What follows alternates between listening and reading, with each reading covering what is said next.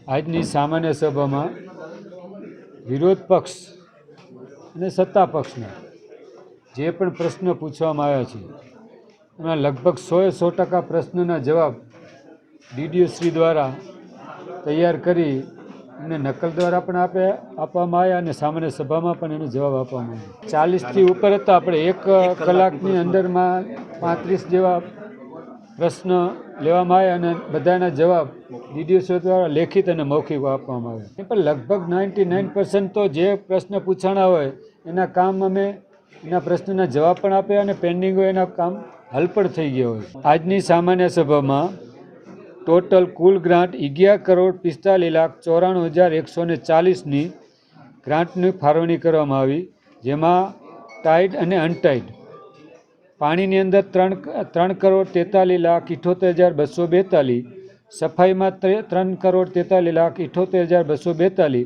કુલ total મિલાવી 6,87,56,483 અને કુલ અનટાઈડની 4,58,37,656, total 11,45,94,140. ગ્રામ પંચાયતનો ગામનો વિકાસ થાય જેના કારણોસર જિલ્લા પંચાયતના સૌ સદસ્ય, જિલ્લા પંચાયતના સૌ હોદ્દેદારો સાથે મળી અને ગ્રાન્ટની ફાળવણી કરવામાં આવી. જિલ્લા પંચાયતમાં પહેલી જ બેઠકની અંદર મને પ્રમુખ સ્થાન મળ્યું ત્યારે જ મેં કીધું હતું કે સત્તા પક્ષ ને વિપક્ષ આ ભૂલી આપણા કચ્છના જે પણ પ્રશ્ન છે એ પ્રશ્ન આવે, ખુલ્લા દિલથી પ્રશ્ન આવે અને ખુલ્લા દિલથી પ્રશ્ન હલ થાય એનું જ આપણું મેન મહત્ત્વ છે.